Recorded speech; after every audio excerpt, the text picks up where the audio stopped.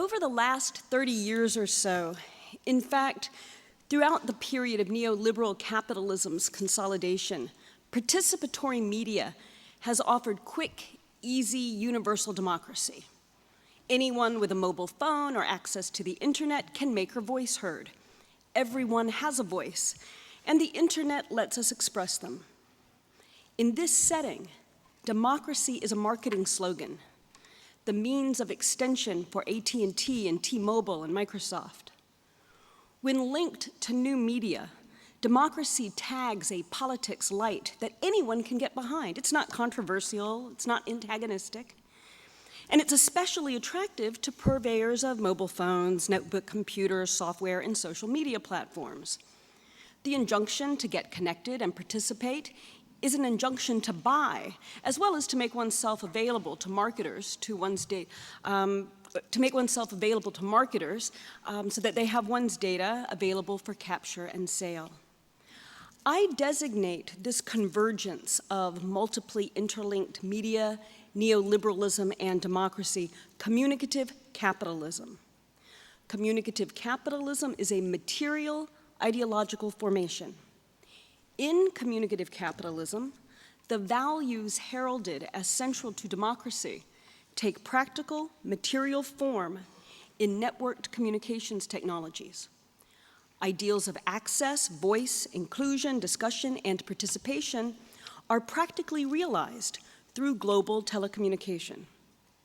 Changes in information and communication networks associated with digitalization, personalization, localization, speed of computer processors, as well as connectivity, as well as changes in memory and storage capacity, all of these impact capitalism and democracy, accelerating and amplifying elements of each as they consolidate the two into a new formation.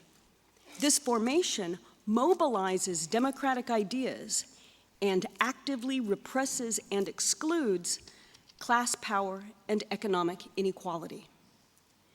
Our setting, then, is one of the convergence of communication and capitalism in a formation that incites voice, incites engagement, incites participation only to capture them in the affective networks of mass personalized media. These networks have a weird contradictory effect. On the one hand, social media networks and communicative capitalism more generally produce a collective information and communication mesh through which affects and ideas circulate.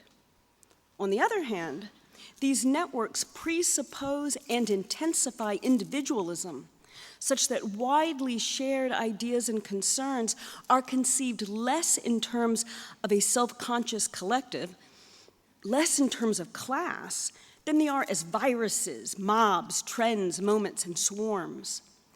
Channeled through cellular networks and fiber optic cables onto screens and into sites for access, storage, retrieval, and counting, communication today is captured in the capitalist circuits it produces and amplifies. This entrapment in capitalist circuits is the condition of possibility for communications transformation of production.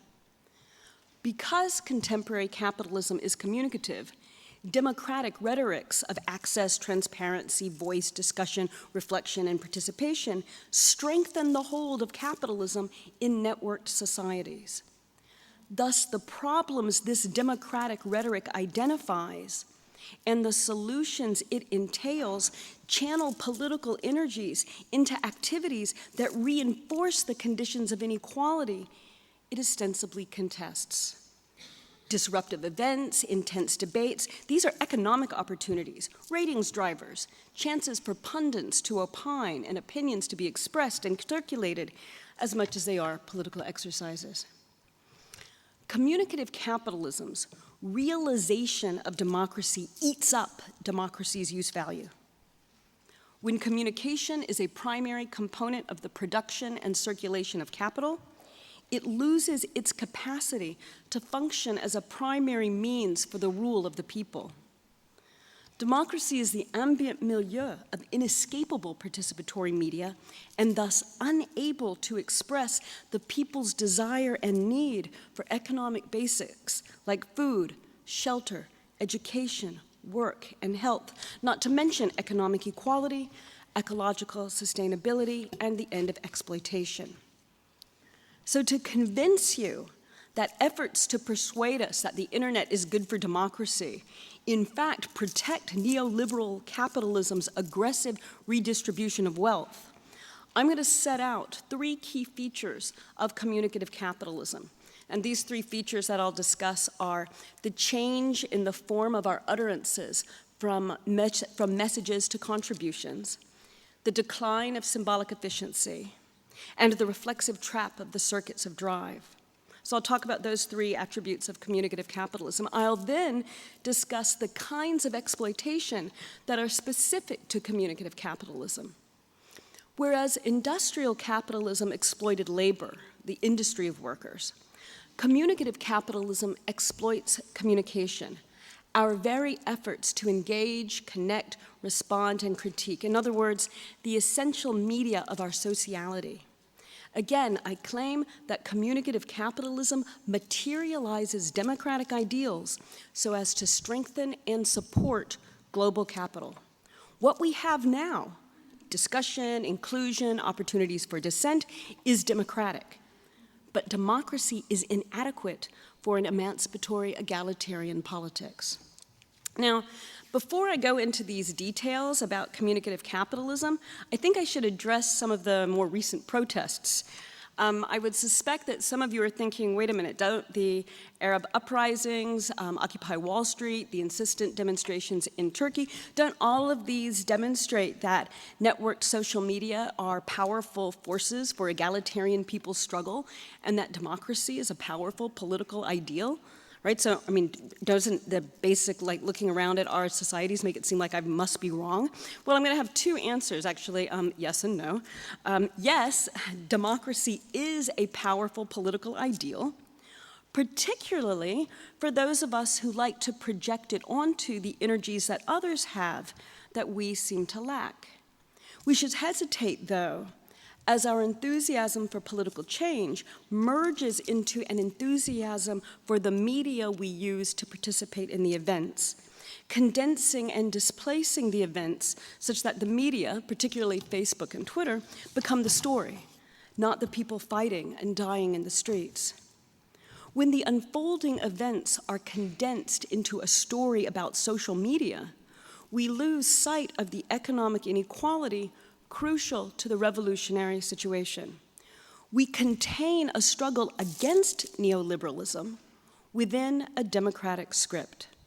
This lets us convince ourselves that networked participatory media are primarily in our interest, that they serve egalitarian ends, that revolutionary change is available through a quick technological fix, right? There's an app for that. It lets us convince ourselves that networked media are not a form of capture and distraction, and that our communicative entertainment practices are the best political ones. It lets us persist in our denial of the fact that accompanying our distraction in the media nets has been the greatest increase in economic inequality in world history. So yes, democracy is a powerful political ideal, one that is materialized in social media technologies that let us cover over our current political impotence and imagine ourselves as active political participants. No, and this is the other side, right? There was the yes and no, right? No, revolutions and protests are not indications that social media are powerful forces for egalitarian people's struggles. Rather, these struggles unfold in a turbulent information and communication environment where information and communication are weapons and forces as well as setting and environment. The struggles over what they mean and what will come next are ongoing. In fact, they are so ongoing that we need to be cognizant of the ways that enthusiasm is generated, augmented, and circulated. Consider for a moment the Alliance for Youth Movements, AYM. Jack Bradich describes AYM as a genetically modified grassroots movement. Participating in the inaugural summit of this group in 2008 were the US State Department, Google, Facebook, MTV, and multiple NGOs. also attending the April 6th group, a Facebook group from Egypt. They would subsequently meet with Mohammed el-Baradei in February 2010, and they would campaign for the overthrow of Hosni Mubarak. The Alliance for Youth Movement's website is movements.org. Their stated goal is training digital activists, in part by connecting them to each other and to technology experts. Again, the sponsors are big corporations, particularly media corporations, and the US State Department is a key participant. Their message at their summits: use media, particularly digital media, to effect change. Movements.org encourages blogging and podcasting. It suggests ways of telling stories to get specific messages across. With full support by the State Department and a variety of media organizations, it provides activists with how-to guides, literally, including how to remain connected when the internets are shut down. In fact, Jared Cohen, an AYM founder, worked in the State Department under Condoleezza Rice and Hillary Clinton. He wrote a highly influential policy paper arguing that the US should fight extreme forces like Islam and communism by encouraging young people to use social media because of its de-radicalizing effects. Social media incorporates young people in global capitalist consumer culture. With respect to Occupy Wall Street, some argued that what's most significant about the movement is its use of social media. This is a mistake that works to de-radicalize the movement, whose significance comes in fact from its break with move-on-style collectivism. Rather than remaining inside in front of their screens, people went outside. They experienced working directly, face-to-face, together with strangers for a political purpose. The movement was a collective realization that circulating petitions on the internet is inadequate as a political practice. And the same is true for the protests in Turkey. What mattered is the people in the streets, building barricades, choking on gas, bodily confronting the forces of the state. Social media are not powerful forces specifically for egalitarian people's struggles, particularly when they occlude antagonism. Anyone can use them: states, capitalists, nationalists, fascists. Appeals to social media as essentially or necessarily media that enable the people to shape the world they want posit a rather fantastic moment of unity and security in what is actually a turbulent field.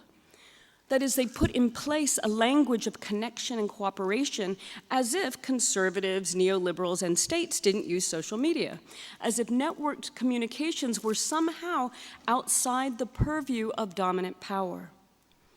The language of unity and security displaces our attention from nefarious and conservative media practices, as if only old media could be manipulated, as if all our contemporary communicative pleasures were innocent.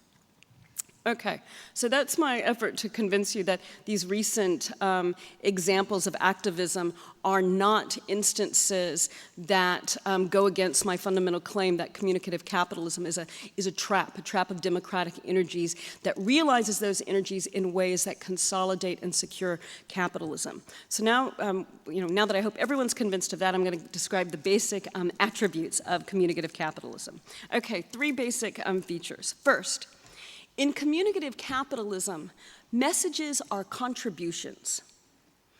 As developed by Claude Shannon, the mathematical model of communication emphasizes a speaker who sends a message to a receiver. Warren Weaver added to Shannon's work the additional factor of response. Messages are sent with an aim toward eliciting some kind of response in their hearer. Under communicative capitalism, things are different. Now, messages are contributions to circulating content, not actions that elicit responses. It's like a shift from the primacy of a message's use value to the primacy of its exchange value, that is, to its capacity to circulate, to be forwarded, to be counted. Unlike a message, which needs to be understood, a contribution just has to be added. One adds one's 2 cents. One contributes one's opinion or idea to whatever discussion is going on. This additive feature of the contribution depends on a fundamental communicative equivalence. As a contribution, each message is communicatively equal to any other.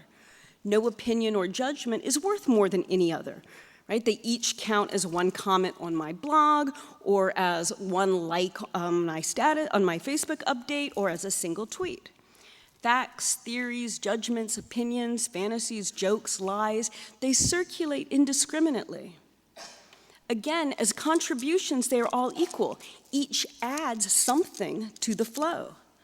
What matters is not what was said, but that something was said, right? Points were made, questions were raised, people showed up, and then new comments can be made, additions to the stream, intensifying the circulation of contributions, right? Folks who are academics experience this in teaching often, right? It's like how many people in the class talked. Right, that becomes the measure often of a successful class, right? Not that half the things that were said were, about someone's puppy or whatever. It's just like, it's only like counting the number of things that were said, right? Any kind of utterance is equivalent. And the same with like blog posts or with any kind of responses to news articles or things on the internet. It's the count that matters. Expressed as a logic of the count, democracy loses its capacity to provide a critical wedge against capitalism. The more opinions voiced, the more voices heard, the more democratic. And it doesn't matter what they say, because each contribution is communicatively equivalent to the other. Okay, second point. Communicative capitalism is characterized by the decline of symbolic efficiency. And I get this term from Slavoj Žižek. So to describe the decline in symbolic efficiency, I'll first say what symbolic efficiency is. Symbolic efficiency refers to the way that symbols symbolize, the way that symbols can move from one context to another and still mean something. Right? So a crucifix is still a crucifix if it's hanging in a church or around the neck of a rock star. The decline of symbolic efficiency points to a decrease in the circulatory capacities of symbols. Outside a specific context, they are opaque, unmeaningful. They don't translate. You can think of like Jürgen Habermas and Justin Bieber in an airport waiting lounge, right? Neither one is going to have a sense of the other's cultural capital. The decline of symbolic efficiency thus designates an entrapment in immediacy and locality, such that we are unable to employ terms or ideas that can bring us out of this isolated setting. I should add here that as the efficiency of the symbolic declines, images and affective intensities may appear as all the more powerful, relevant, and effective. A picture is worth 1,000 words. It's easier, smoother, more socially fluid to post and circulate images than ideas that seem so difficult to get it right in language. The images don't confront us with the gaps and limits in our thinking. They feel better, they're more satisfying. So it's always easier to post a photograph of something, on Facebook or on a blog or in your, tweeting images. It's easier to put an image than it is to try to express an idea, because people can forward it without having to say exactly how they understood it, and is this way that they understood it the same way that you did, or was it ironic? You don't have to engage in all of that. You can just slide right over them. The decline of symbolic efficiency has effects on subjectivity. Lacanian psychoanalysis helps explain these effects. Lacan uses the term ego identity to designate the point of view one adopts to assess oneself, the point of view one has to adopt to see oneself as capable of acting. So take, for example, the boy who thinks of himself as a loser, right? Why does he think of himself as a loser? Maybe he's looking at himself from the perspective of his hardworking, self-sacrificing grandmother. Or take the girl who's proud of her accomplishments. Why is she so proud of herself? Maybe she takes the perspective of her father looking at her. Ego identity designates this point of symbolic reference, not who one imagines oneself as, but before whom one imagines oneself acting. Now, the thing is that we actually never really know who the other who is watching us is. And with the decline of symbolic efficiency, we become ever more doubtful and unsure. Our grandmother was never as one-dimensional as we thought. She was a real person with hopes and dreams, faults and confusions. Her new specificity, her decline in symbolic efficiency, thus installs in us more doubt. We don't actually know how she looked at us or how she would look at us. In fact, in our contemporary media networks, we confront this uncertainty constantly. Who's looking at our profile? Who is following us? What did they think about what we posted? What will future employers or lovers think? What will our future selves think? Now, Facebook tries to help out on this front by supplying us with endless quizzes that promise to tell us who we really are, like which Sex and the City character or which Lord of the Rings character, which famous philosopher or which ferocious animal. These imaginary identities take the place of the missing symbolic ones. More precisely, the global information and financial networks of communicative capitalism offer various lifestyles with which we can experiment. Each of us can and must be creative, different, unique. Each must develop a unique personal style. And these unique identities, though, are extremely vulnerable. The frames of reference that give them meaning and value are constantly shifting. Challenges to our imaginary identities can appear at any moment. Others, successes, achievements, and capacities to enjoy, too easily call our own into question. So while it may seem that the decline of symbolic efficiency ushers in a new era of freedom from rigid norms and expectations, the fluidity and adaptability of imaginary identities are accompanied by fragility and insecurity. Imaginary identities are incapable of establishing a firm place to stand, a position from which one can make sense of one's experiences, one's worlds. So, to reiterate, the networked interactions of communicative capitalism do not provide symbolic identities, sites from which we can see ourselves as loci of collective actions. Rather, they incite me to the perpetual imagination and production of my unique and individual self. The third component of communicative capitalism I want to emphasize is reflexivity. The contemporary setting of electronically mediated subjectivity is one of infinite doubt, ultimate reflexivization. There's always another option, link, opinion, nuance, or contingency that we haven't taken into account. Some particular experience of some other who could be damaged or disenfranchised. There's always a better deal out there. There's always a cure. We never have a real answer or conclusion. Everything can be contested, re-examined. Reflexivity, then, involves a kind of looping, a turning back in. If one doesn't like an outcome, one can criticize the process. And in the process of questioning the process, the language of the process of questioning ad infinitum. Psychoanalysis uses the term drive to designate this reflexive repetition. In drive, enjoyment or jouissance, the intense pleasure-pain that makes life worth living. Jouissance comes from missing one's goal, from the repeated yet ever-failing efforts to reach it that start to become satisfying on their own. Like watching cat videos. When usually if someone sends you a link to a funny cat video, you watch it and it's kind of great. And then you start looking at the next ones and they're never as great as the first or second one. But you keep watching them because they're still somewhat cute, right? There's still something somewhat satisfying in it, and then there's something even satisfied in getting caught up in it.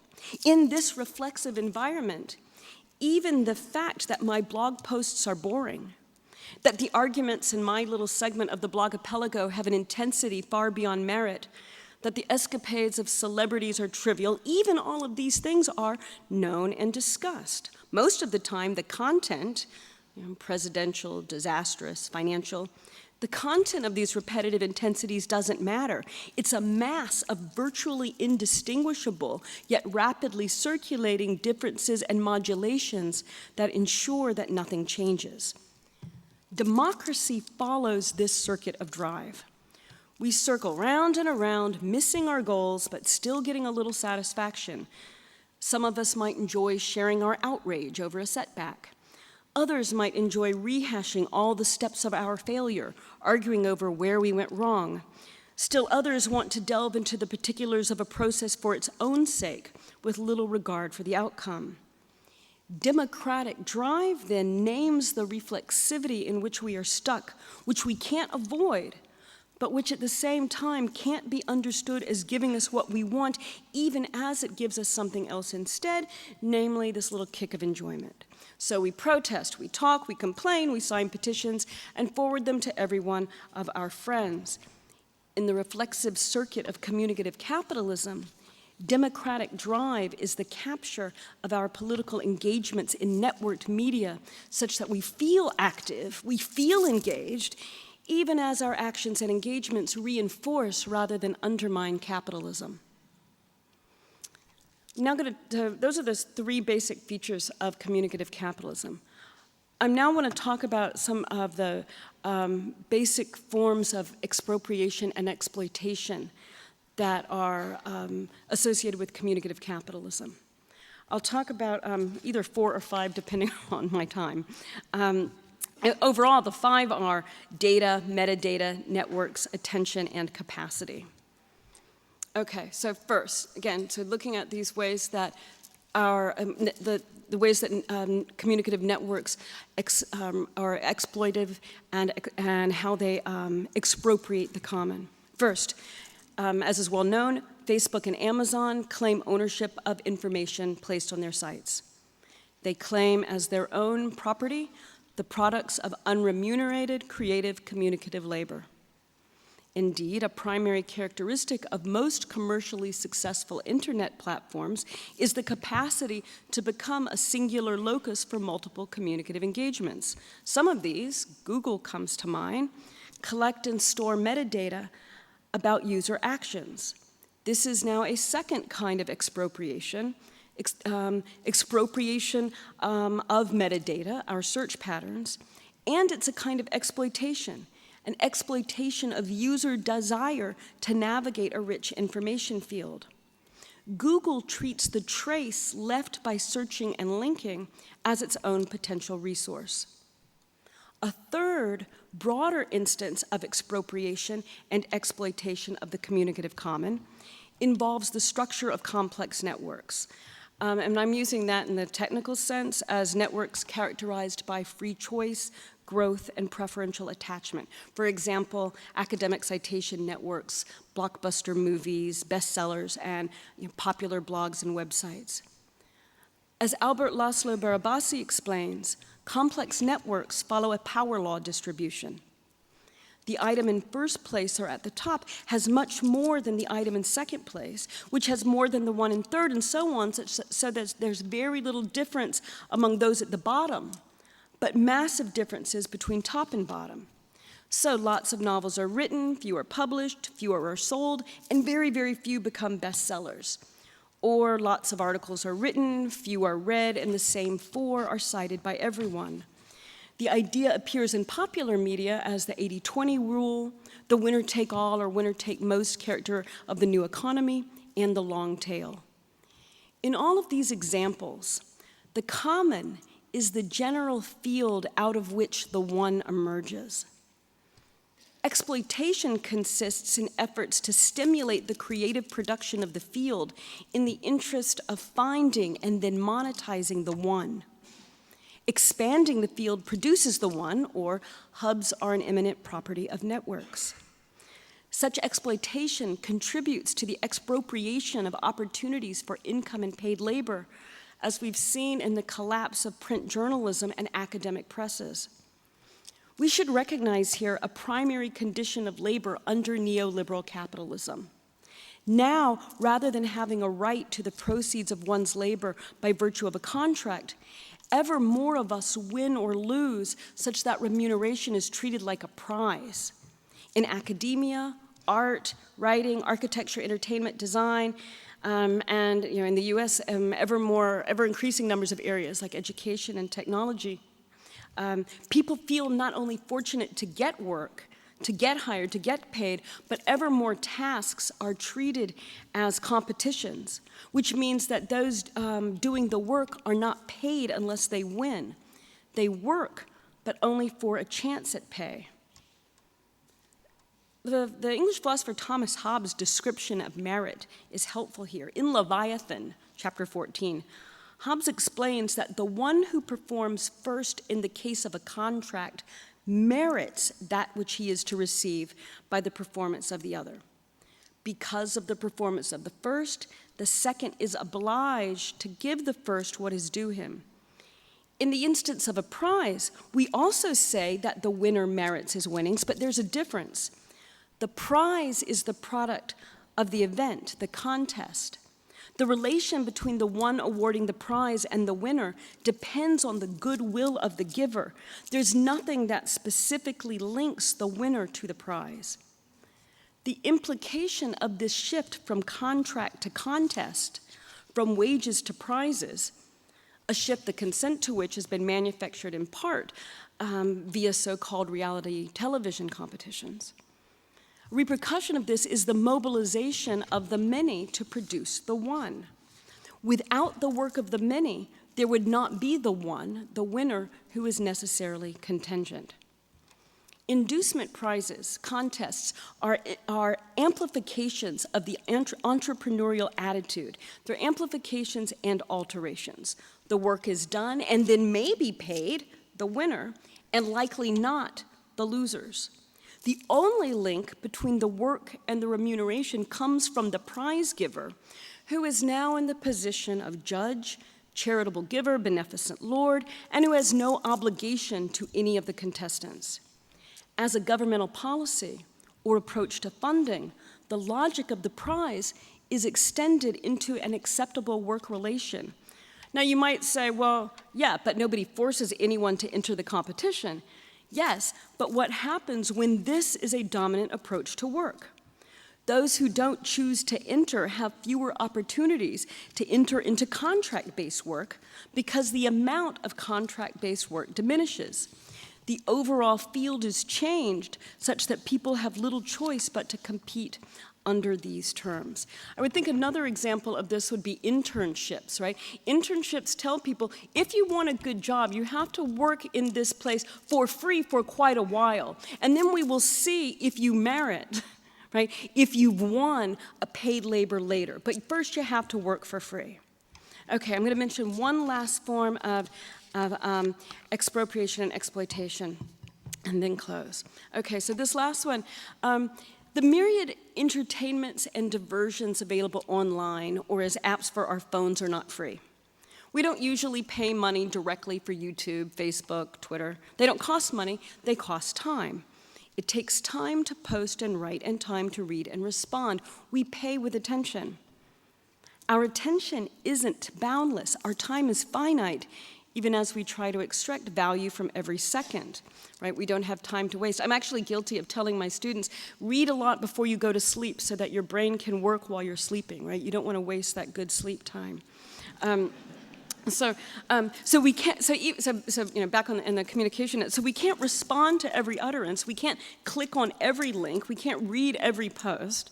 We have to choose, even as the possibility of something else lures us to search and linger. Demands on our attention, injunctions for us to communicate, participate, share, ever shriller and more intense. These are like so many speed-ups on the production line, attempts to extract from us whatever bit of mind share is left. When we do respond, our contribution is an addition to an already infinite communicative field, a little demand on someone else's attention, a little incitement of an affective response, a digital trace that can be stored, and on and on. We pay with attention, and the cost is focus. This cost is particularly high for left political movements. Competition for attention, how do we get our message across, In a rich, tumultuous media environment, too often and easily means adapting to this environment and making its dynamic our own, which can result in a shift from doing to appearing. That is to say, a shift toward thinking in terms of getting attention in the 24/7 media cycle and away from larger questions of building a political apparatus with duration. Infinite demands on our attention, demands we make on each other, and which communicative capitalism captures and amplifies, expropriate political energies of focus, organization, and duration, vital to communism as a movement and organized struggle. It's no wonder that communicative capitalism is participationist. The more participation in networked media environments, the more traces to hoard and energies to capture and divert. In sum, democracy is used up in communicative capitalism, and the repercussion is that we, and I mean this as a divisive, partisan we, must organize and fight for something more. The internet and contemporary personalized media are not enough